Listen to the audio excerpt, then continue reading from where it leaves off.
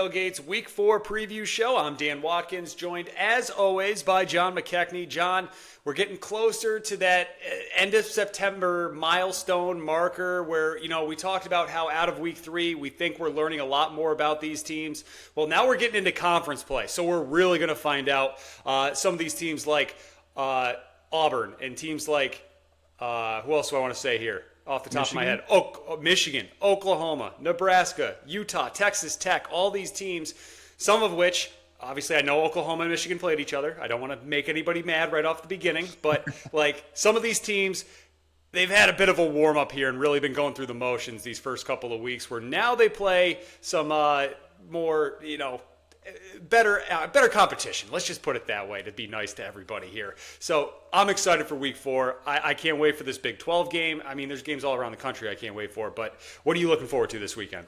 Yeah, this is a great slate of games. I think that, back in the summer, we circled Illinois, Indiana as this feels like that scene in The Dark Knight. Joker breaks the pool cue. And he's like, we're going to have tryouts because I think the Big Ten, we know who the big dogs are, right? We know Ohio State, we know Penn State, we know Michigan kind of, but who's next? And Indiana, of course, wants to kind of remain on that pedestal after making the college football playoff a year ago. It's like, hey, no, we're still like the new hotness here. But Illinois is trying to make that case, of course, and that they stomped Duke the other week, so that between the two of them, that's the only quality win. They collectively have really not played anybody yet, so it's hard to fully know about either of those teams. But we circled that game, and I'm glad to see that we're getting to this game with both of them being undefeated, and this game actually having some legitimately high stakes to it. So that's great. Going to see how Florida's able to respond. I mean, we're getting the is DJ Lagway gonna redshirt stuff floating around it, just to kind of give you a glimpse of how things are going in Gainesville right now. And yeah, there's a lot of teams that need to kind of correct things here in Week 4 before the season gets away from them. So speaking of seasons getting away and teams that need to correct a lot of things, I don't know. This is becoming a recurring theme on this show that we just have to talk about Clemson and unpack a lot of things because there's a new layer every single week, every single day, maybe every other day is a better way to put that. But since we last talked on Monday's show where we recapped and talked about Week 3 and Clemson's loss to Georgia Tech on that fire drill field goal, Dabo Swinney has basically come out and saying, Clemson can send me on their way if they want to. I don't know, John, first off, folks, John did a great breakdown of this whole thing on our social media channels, on our TikTok page. You can find us there at CFB Tailgate. It's up on YouTube as well at College Football Tailgate. Go check those out. Like the video, leave a comment, follow us, hit that subscribe button. It would mean a ton as we continue to try to build this thing here. But, John, to me, I'm seeing this, what Dabo's doing right now at Clemson, where he's basically saying, well, they've never had as much success as they've had with me. We won titles 10 years ago, all that kind of stuff. And I'm feeling like I'm watching the end of Bill Belichick in New England, where Bill was asked in 2023, why should fans have confidence in you rebuilding this thing? And Bill just kind of scoffed at it and said, the last 25 years. So it's like, this is a what have you done for me lately world, now more than ever. Clemson has, it's been kind of like this, but now it really feels like we're just going down this roller coaster at this point right now.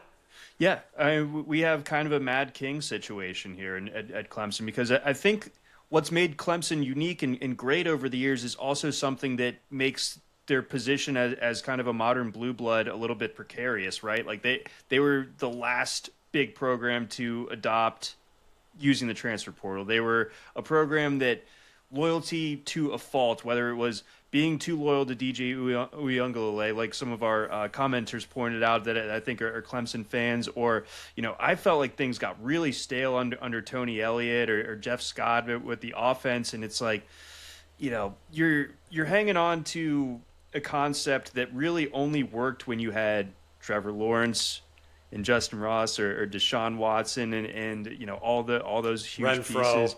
Yeah. Leggett, T. Higgins. See, the fellas. So, man. Names. We got them. We remember them. But all of this is to say, it doesn't feel like Clemson is really set up to be, succession is hard, right? When you have a legendary coach, like look at Alabama. The pitchforks were out for Kalen DeBoer.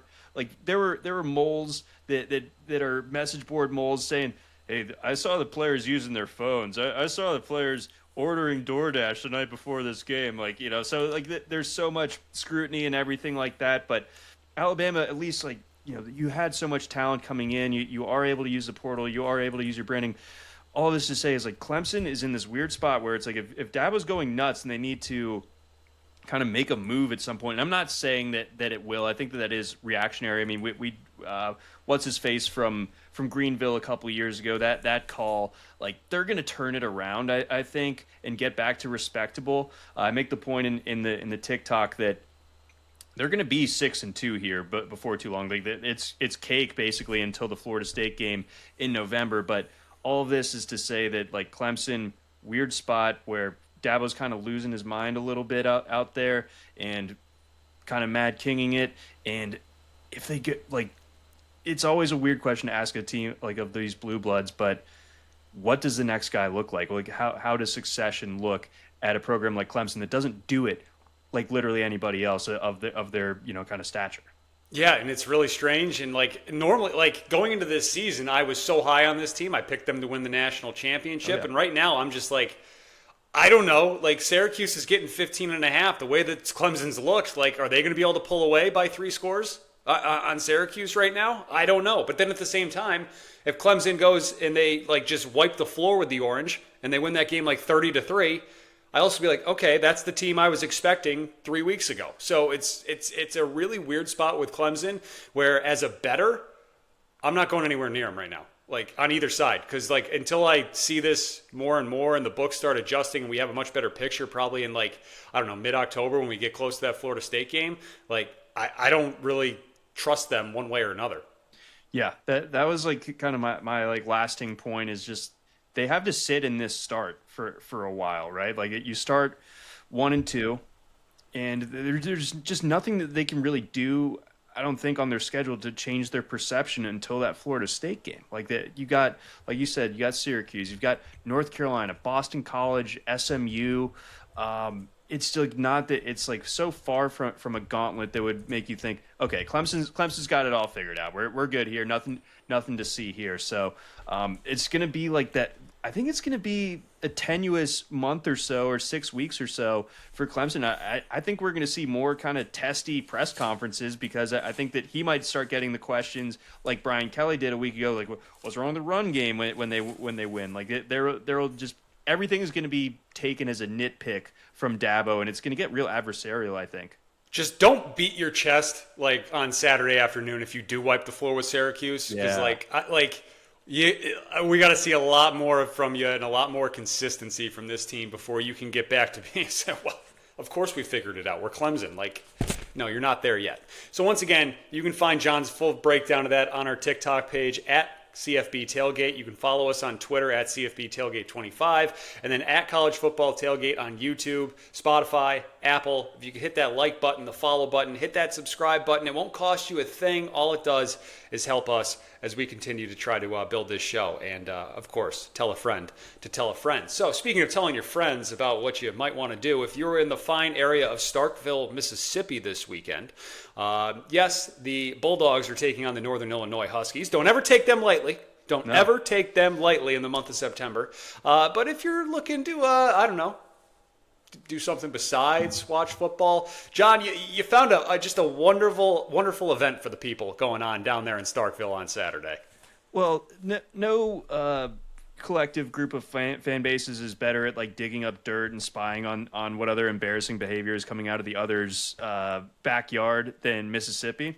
So a Rebs fan posted a screenshot of a certain gentleman's club in Starkville called the Pony. Shout out the Pony, I guess.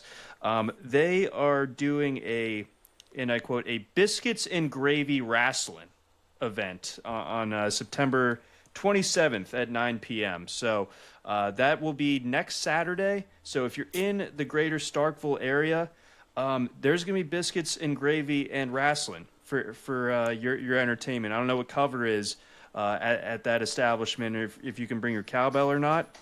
But yes, $20 cover. $20 cover, Hey, so that's that gets you in the door. And it doesn't say, that was my first question. Is this a bring your own cowbell event, or do they supply the cowbells at the door? Because one way or another, those things are going to be in there. You're going to be going crazy. I don't know. This seems like some good old-fashioned family fun here at the Pony Saturday night. I wonder if they're silicone, real feel cowbells. Are they real cowbells? Are they real biscuits? I have many questions about everything going on there. But kickoff against Northern Illinois is at 4:15, so you're going to have plenty of time to get over there after the game. Game should wrap up around 7:30, 7:45. You head over, have a little biscuits, gravy, and wrestling. That's just, I mean, can you think of a better Saturday? I mean, that right there is some good old-fashioned family fun. I mean, you think the wrestling scene from old school, and it's like, how can we improve upon this? How about biscuits and gravy? Unbelievable. That's ingenuity at its finest. You can only expect from the good people in Starkville.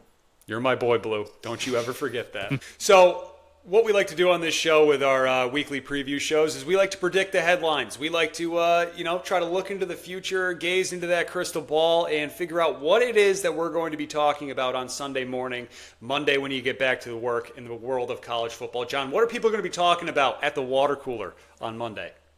I think leading us off here, I think we're going to be saying that the Heisman race is officially on. And I think we're going to see the two main guys, the main characters here, kind of pull away at least after this weekend. Next weekend is going to tell us a lot as well, but we like to react 1 week at a time. I think everyone coming out of this weekend is going to be taking note of John Mateer and Carson Beck. Obviously, they are the co-favorites right now, but really close odds with some of the other Heisman contenders. I think assuming Oklahoma and Miami get wins this weekend, quality wins in both of their cases, I think that they're kind of going to be establishing themselves as the proverbial September Heismans coming out of this weekend.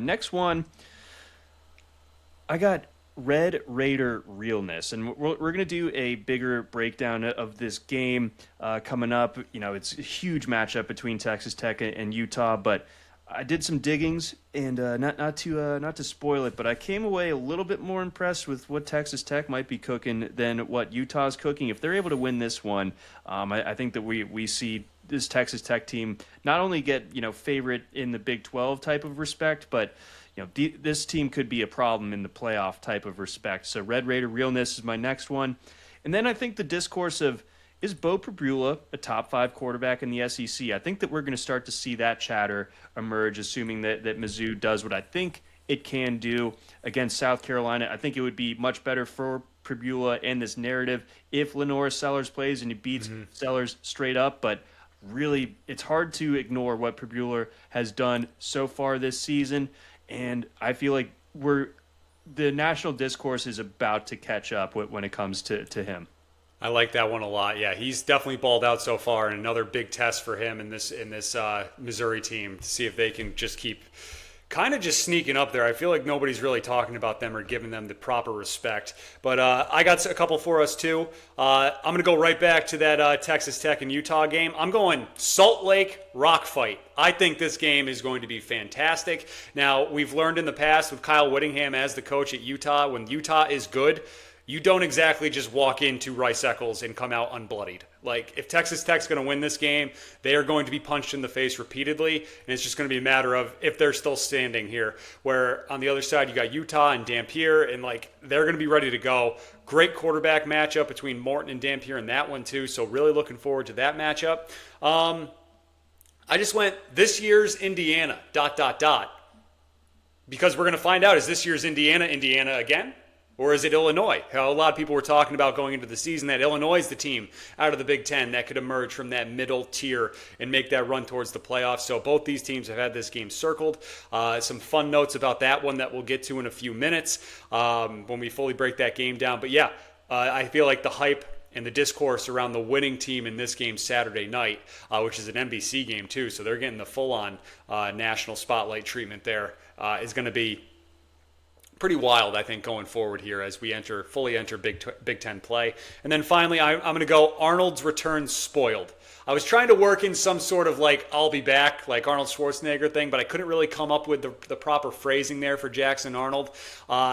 the more that I've dug into this game with Auburn and Oklahoma, and I got some full thoughts that we'll get to when we break this game down, it doesn't look good for Jackson Arnold, I think, Saturday night. I think Oklahoma is going to defend their home turf and defend Norman pretty nicely here. That's how I'm feeling. Definitely want to get your thoughts as we go forward there. But, yeah, those are just a couple of the games that I have my eye on, that the headline spots here for this weekend. Yeah, can't wait for that OU Auburn game. I think we've had that one circled. And yeah, the Arnold return, the prodigal son comes back after, I think a lot of the fans really turned on him, or, probably right around this time last year, people were saying some unkind thing towards Jackson Arnold. Jackson Arnold's had an amazing start to this season, but Oklahoma, I think they're pretty happy with what they've got in John Mateer as well. So should set up a really, fun, interesting game. Tons of storylines there too. Absolutely. And we'll get to that one in a few minutes, but let's go back and let's talk about Texas Tech at Utah. This is big noon. It is a 10 a.m. local time kickoff. So get up early, get that coffee going, maybe put a little Jameson, get an Irish coffee or something like that before you head over there if you are out in Salt Lake City this weekend. The spread, John, has kind of come down. Right now we're sitting at Utah -3. The total sitting at 57.5.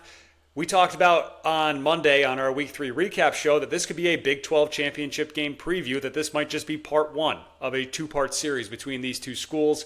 Neither team has played a close game so far. I think 25 points is the closest margin of victory between these two. So what are we going to learn Saturday when these two hit the gridiron? Boy, so thus far, Texas Tech has had a very easy path to get here. And like you said, Utah has as well.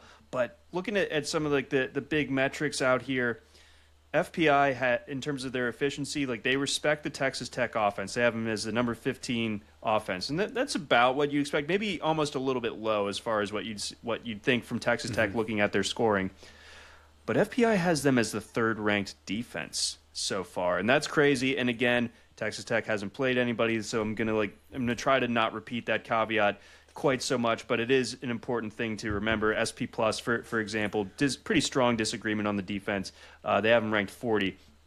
But as far as Texas Tech goes offensively, it all starts with Baron Morton, averaging 11 yards per attempt, 11-to-1 touchdown to interception ratio so far. So him versus Dampier, I know they're not playing against each other really, but this is going to be a big duel between the two of them, and I'm fascinated to see how it plays out. And I will say, because Texas Tech hasn't been tested really, especially by a dual threat quarterback, that's what I think it could be the key to this game. Can they hem Dampier in and kind of limit the effectiveness that he has with his legs, because that's been such a huge factor thus far. And Texas Tech has been conventionally extremely difficult for these teams to run on. So stuff like Utah getting 7 yards per carry out of Wayshawn Parker and Aquari Rogers being this hammer near the goal line, stuff like that.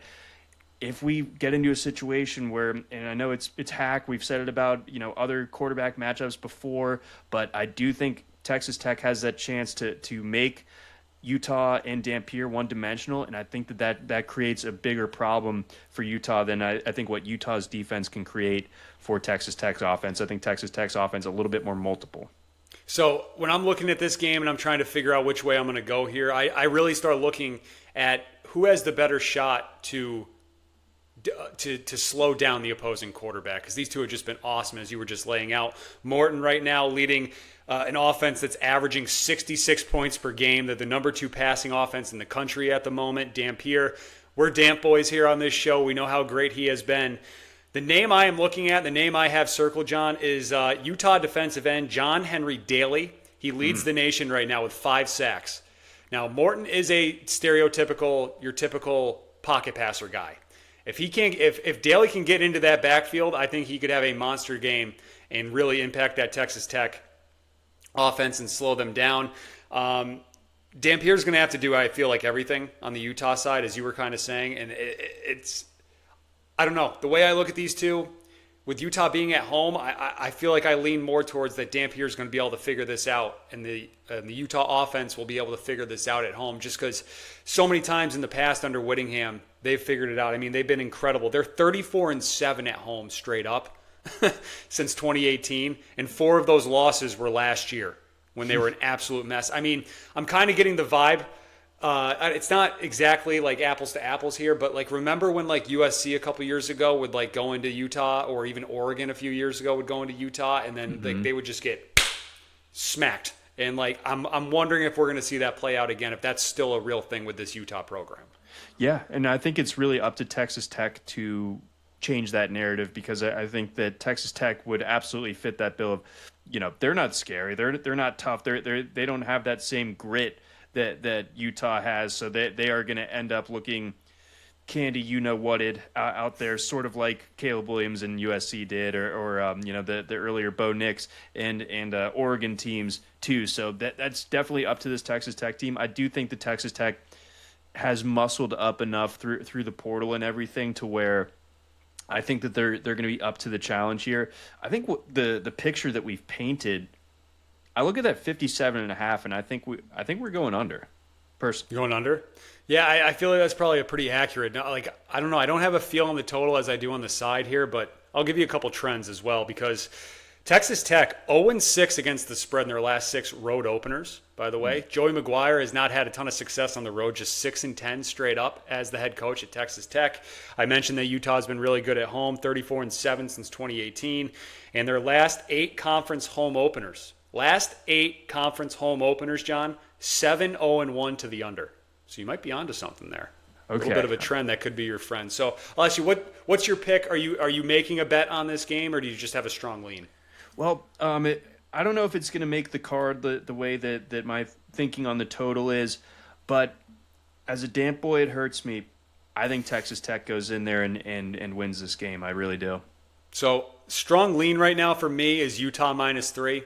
There are a couple, so 2.5s are starting to trickle out there. If I get a better price on a 2.5, I will probably be moving on that. But right now, it's just a strong lean. I think Utah wins just because they've been so good at home, and I feel like they're finally healthy. Where like last year, we can pretty much just crumple that up and throw that out. That's how I feel going into this one.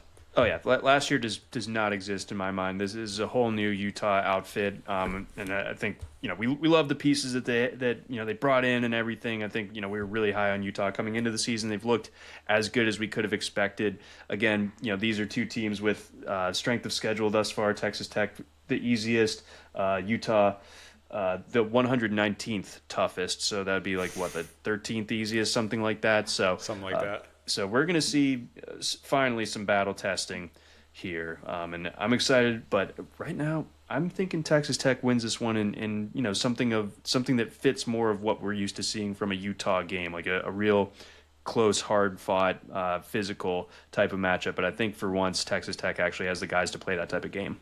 All right, very good. Moving on, let's head to the SEC. A fun one in Norman, Oklahoma that we were teasing a short time ago. Auburn at Oklahoma. John, right now the Sooners favored by 6.5 or 7, depending on where you're looking. Obviously, the narrative, the storyline, the key headline here with going into this game is Jackson Arnold revenge game, possibly. He makes his return, the prodigal son, as you were calling him a couple of minutes ago. So Arnold played 2 seasons in Norman.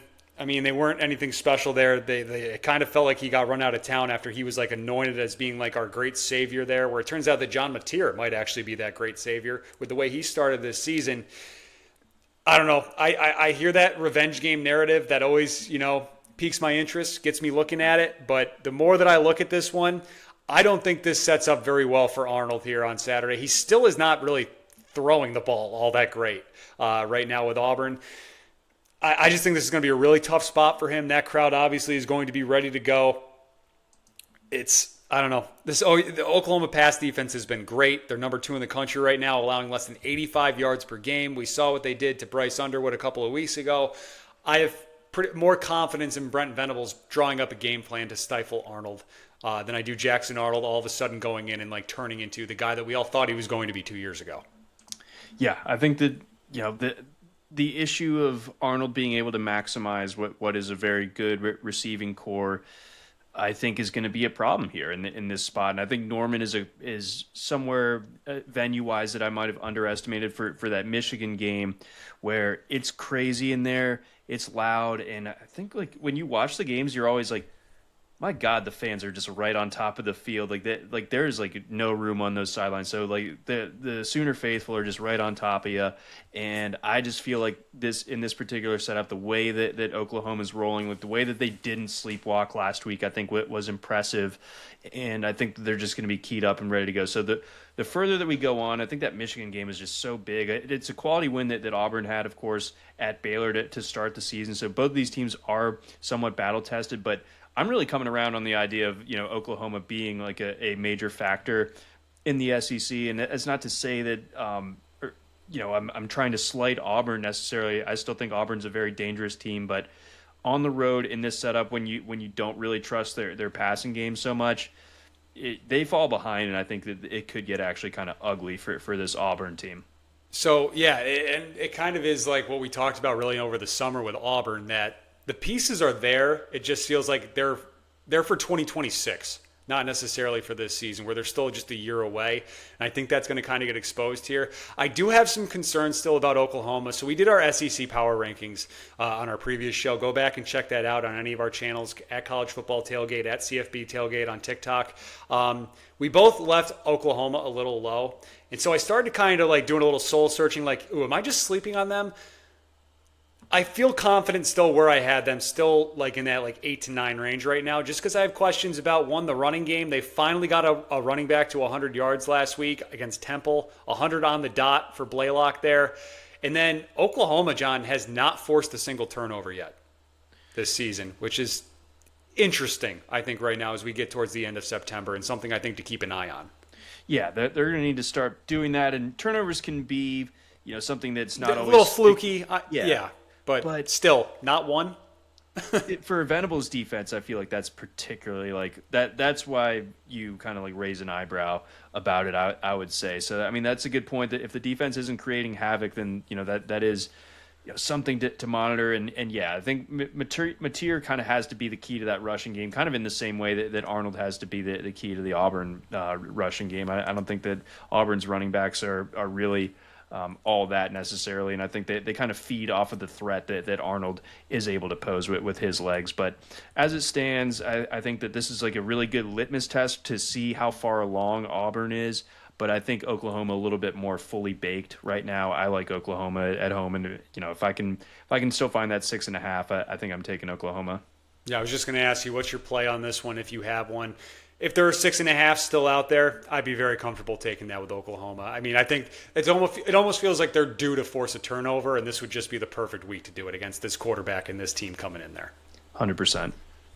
All right, moving on. We will stay in the South, but let's head to South Florida, where we will preview Florida at Miami. John, the Canes favored by 7.5 here. This number immediately jumped out to me because I'm like, something feels a little off here with the way these two teams are going. Miami looks like world beaters. Some people have them as the best team in the country right now.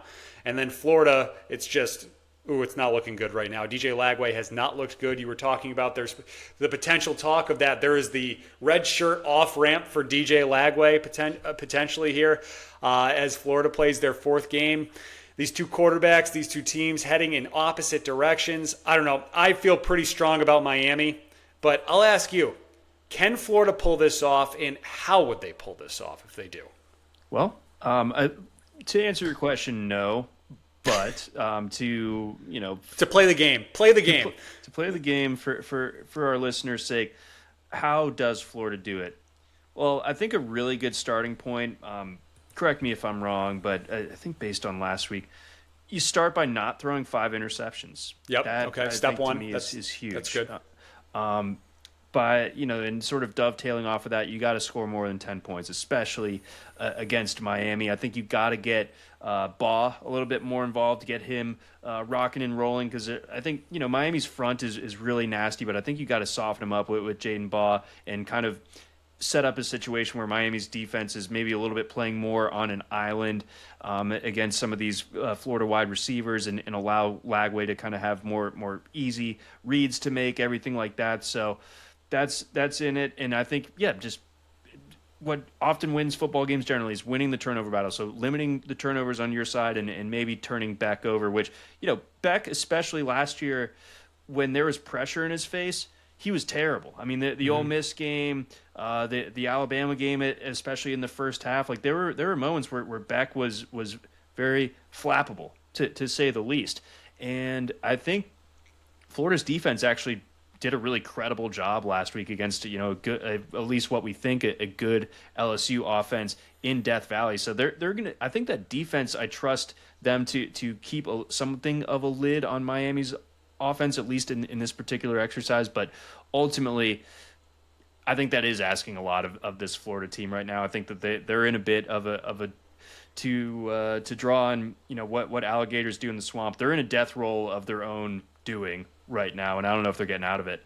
Yeah, it definitely feels that way. For me, the first thing I wrote is you got to keep Ruben Bain out of that backfield. You want it to be where his name is like not mentioned in the first half, and then like midway through the third quarter, the play-by-play guy and the color guy are like talking like, haven't really seen much of Ruben Bain today. That's what Florida needs. If that's what's happening, then I think Florida's right in this game. Number two, yeah, they got to make Carson Beck uncomfortable, as you mentioned. Florida's 132nd in the country in pressure rate right now. Uh-oh. That's not good against the Miami offensive line that might be the best in the country from what we've seen so far. So Florida's somehow got to generate a pass rush and get into Beck's grill and make him uncomfortable. And then the third thing, we know this Florida offense really wants to hit those home run plays. They got to hit a couple of them on Saturday to win this game, especially against this Miami secondary. We kind of ragged on them heading into the season. I still don't think they're elite by any means. I think that the home run plays could be there if Lagway has time, but they got to hit a couple. Florida has to hit a couple of those big play touchdowns or just big plays in general, chunk plays to hang around in this game. But ultimately, John, as I look at this one, I think Miami, their offensive line is too good for Florida to all of a sudden like have this great pass rush, and I don't trust Lagway at all. I think Ruben Bain's going to have a great day. If this is a little preview of our best bet segment, I am laying the points with Miami minus 7.5 at home. I think this is a long day for Florida. I think it's going to be a sounder beating than what they took a week ago against LSU. Like I actually took Florida and the points against LSU last week, and even with 5 interceptions from Lagway, like we were only a couple of points away from that one. Close, horseshoes, hand grenades, so on and so forth. But I think that Miami gives a more thorough beatdown. I think really the only way is one of the paths that you illuminated there, where it's like, if Florida truly plays with like this reckless abandon, like YOLO, this is kind of our season right here, and they're able to hit those just kind of F it, I'm throwing it downfield type of shots, then maybe. But you can't count on that. That can't be your life raft. Didn't they have to do that last week? And we saw how that kind of turned out. A lot of interceptions, yeah. So yeah, I don't feel good about Florida right now. It's not feeling great at the moment. All right, let's head up to Big Ten country. We got a fun one Saturday night that we've kind of been talking about a little bit, but let's really dive into this one. Illinois at Indiana. I got a note here about this one. I mean, this line has moved. It's gone from 4.5 to 5.5. I think we got to 6 now at some points. But here we go. I saw this from ESPN. I just got to point this out. Illinois, Indiana has not been a matchup of ranked teams since 1950. Brett Bielema, quote, "I was shocked at that. Saturday will mark the first game of AP Top 20 teams in Bloomington, Indiana since 1987. Oh, man, this has like all the makings for an absolute classic. We circled this game before the season that we're going to learn a lot about each one of these teams. Very similar kind of, I feel like how they're built with these two great quarterbacks, Mendoza for Indiana, Altmaier for Illinois. John, where are you at right now? We've seen so much line movement here that I'm like kind of scratching my head like, okay, it feels like every single thing you read from like anybody that writes, game preview articles and stuff is just all over Indiana and the Hoosiers this week.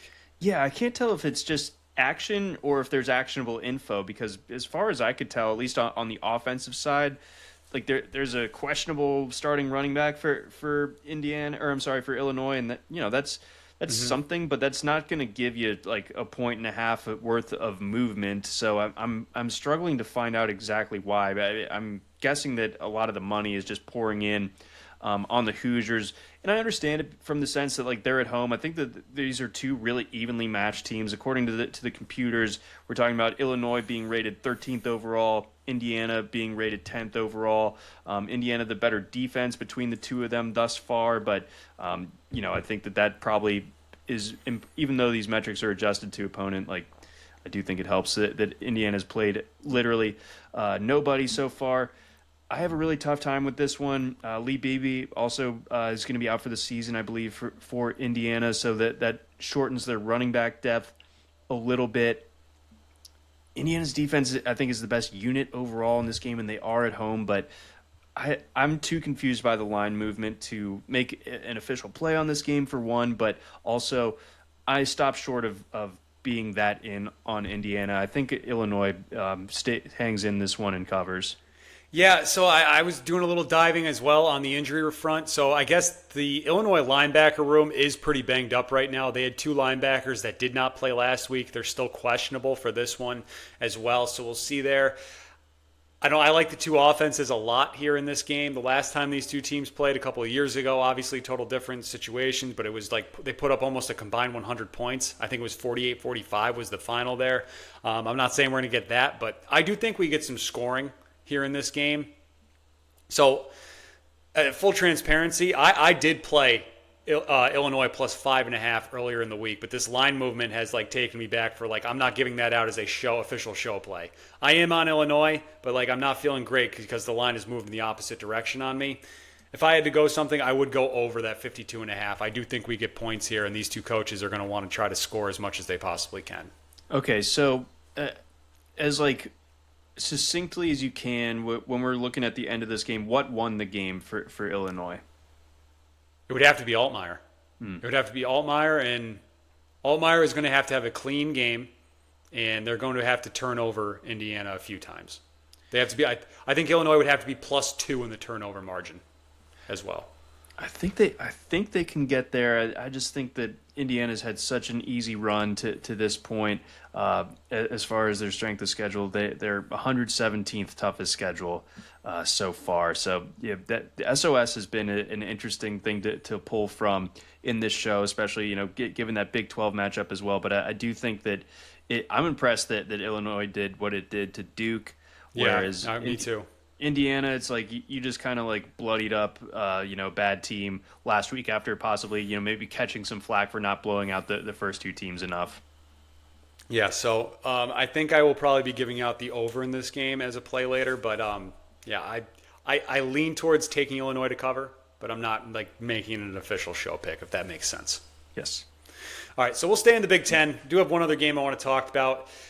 This Michigan-Nebraska game, very interesting, because it feels like this is the, I don't want to quite say prove it game, but it's just okay, are you legit for this season or not game? Is this a real year that you're actually going for both of these teams? This game is in Lincoln, Raiola versus Underwood, and I can't get the taste of that Oklahoma game out of my mouth for Michigan. John, where it's the true freshman on the road. Now this is his first conference road game.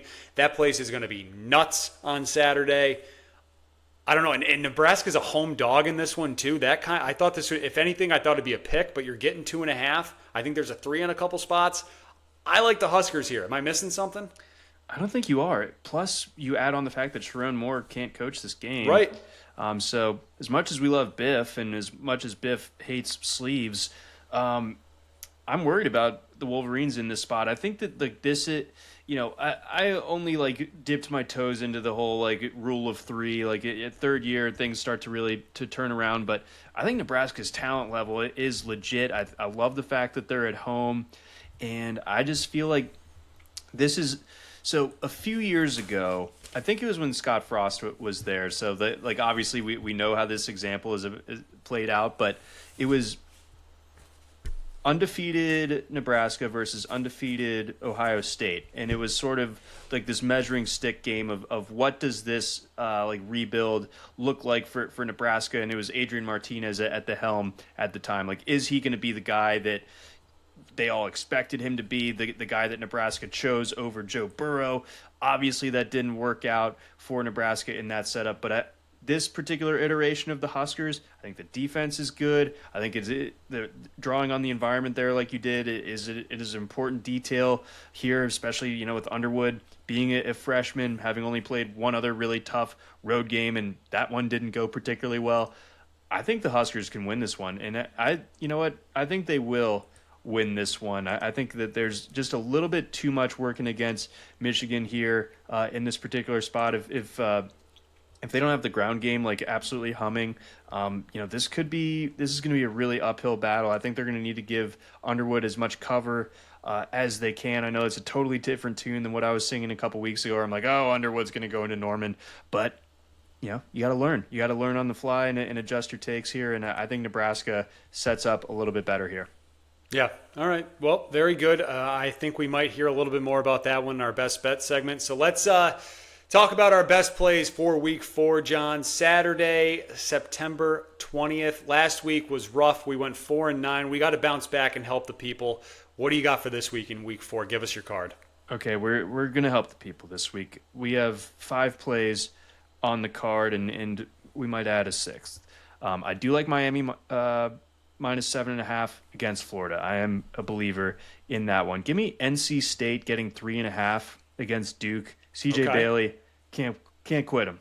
Even though last week really kind of put me through the ringer against Wake Forest. NC State plus 3.5 against Duke. Give me West Virginia plus 13.5 at Kansas. Too many points. I know it was an emotional win for West Virginia last week, but I think that they're going to be able to make that one respectable. Give me Texas Tech, Utah under 57.5.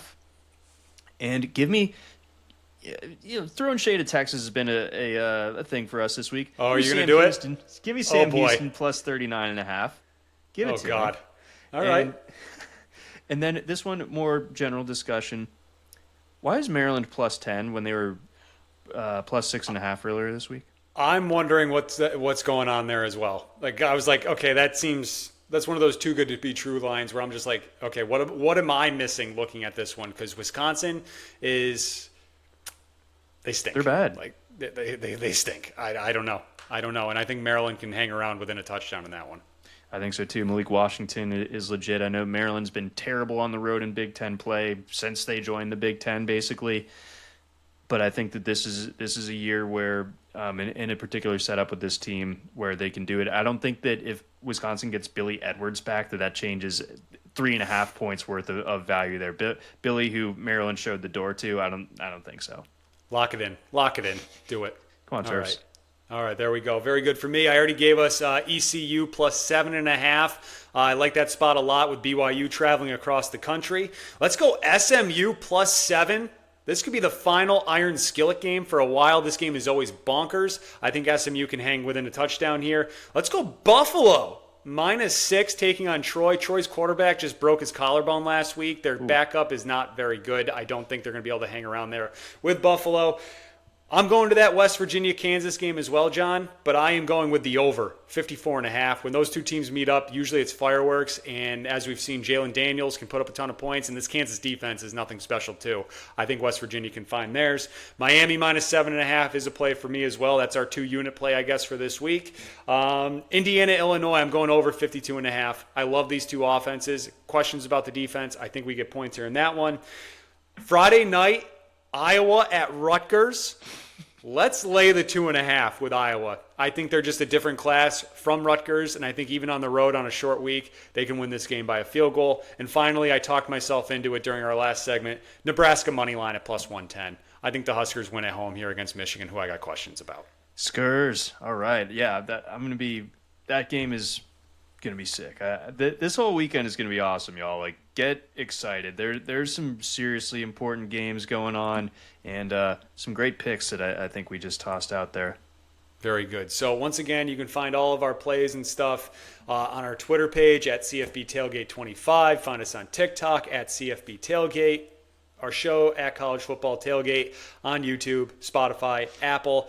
Hit that subscribe, hit that like button. If you're watching the video, by the way, at this point, please hit that like button. It would just mean a lot for us as we continue to try to build this show. But, John, before we wrap up, we always do like to take a look at some look-ahead spots for Week 5, right? Like, who might be under a little bit of extra pressure? Maybe they're not fully focused here going in. So yes. I just pulled up the Week 5 schedule, and obviously we got some big ones here. LSU and Ole Miss play next week. How do you feel about Ole Miss against Tulane this weekend? The Rebs laying like 10.5, 11 at this point. They have LSU coming in next week. Simmons has been banged up, but it sounds like he's going to be good to go here. Any concern that the Rebs could get tripped up? Yeah, I think if the only thing that stops me from saying that is they avoided the scare last week, or they got a scare last week against Arkansas. So they're like, all right, we got to lock it back in. So cool also that their backup quarterback's name is Trinidad.